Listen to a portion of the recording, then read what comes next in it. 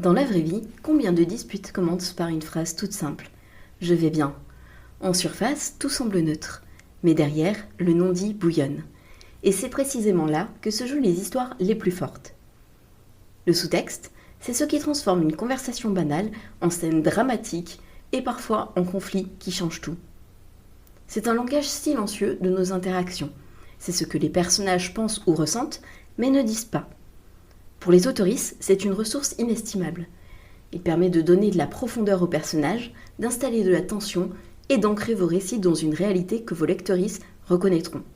Aujourd'hui, nous allons explorer comment écrire les problèmes de communication liés au sous-texte, car ce sont les malentendus, les interprétations biaisées et les silences lourds de sens qui génèrent le plus de drames dans la fiction comme dans la vie réelle. Dans la vie réelle, rares sont les gens qui expriment clairement leurs pensées. Par peur de blesser, par pudeur, même par stratégie, nous choisissons nos mots pour cacher, atténuer, détourner. Et très souvent, ce que nous ne disons pas est bien plus important que ce que nous exprimons. En fiction, c'est une aubaine. Une scène où chaque personnage dit exactement ce qu'il pense n'offre aucune surprise. Mais si le texte et le sous-texte se contredisent, l'audience ressent immédiatement une tension. Prenons un exemple, un dîner en famille.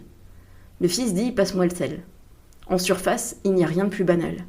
Mais si les lectrices savent qu'il en veut toujours à son père pour une vieille dispute, ce simple geste peut être perçu comme une attaque voilée. Le sel devient alors le symbole de tout ce qui n'a jamais été dit. C'est ce décalage entre mots et sens qui transforme une scène en terrain dramatique. Et plus le contraste est subtil, plus la scène gagne en puissance émotionnelle. Pour créer des malentendus réalistes, il faut jouer sur plusieurs niveaux. Le texte, ce que le personnage dit réellement, le sous-texte, ce qu'il pense ou ressent vraiment, et l'interprétation de l'autre, comment l'interlocutrice perçoit ses paroles. Le conflit naît souvent dans ce troisième niveau, la mauvaise interprétation. Si une adolescente dit à sa mère « je vais chez une amie », le texte est clair. Mais le sous-texte pour l'adolescence pourrait être « j'ai besoin d'indépendance ». Et pour la mère, elle s'éloigne de moi. Dans ce simple échange, le décalage nourrit un conflit potentiel. Les autoristes ne forcent pas les lectrices à choisir une interprétation. On place juste assez d'indices pour que chacun comprenne ce que les personnages n'osent pas dire ou ce qu'ils croient comprendre. Et ce jeu de clair-obscur, cette zone grise entre ce qui est dit et ce qui est entendu, est précisément ce qui donne du réalisme à la scène. Les malentendus sont universels. Tout le monde en a déjà vécu. C'est pour ça qu'ils fonctionnent si bien dans les récits. Mais au-delà du réalisme, ils permettent aussi de révéler la psychologie des personnages. Celui qui évite le conflit en disant « je vais bien » révèle sa peur d'être vulnérable. Celui qui prend une ironie au premier degré nous montre son innocence ou son manque de recul. Celui qui prend mal volontairement pour éviter un sujet sensible révèle sa lâcheté ou sa stratégie. Les romances, les comédies et les tragédies utilisent abondamment ce ressort. Pensez aux comédies romantiques. Combien de scénarios reposent sur un quiproquo ? Les drames familiaux. Combien d'histoires tiennent à un secret jamais exprimé ? Le malentendu, c'est un moteur narratif qui traverse les genres et les époques. Et pour les autoristes, c'est une chance. Il suffit parfois d'un détail mal compris pour que toute une intrigue se déploie. En tant qu'autoriste, vous pouvez utiliser les problèmes de communication pour créer du suspense. Qui comprendra la vérité en premier ? Ou construire des intrigues. Un secret mal interprété peut déclencher toute une série d'événements.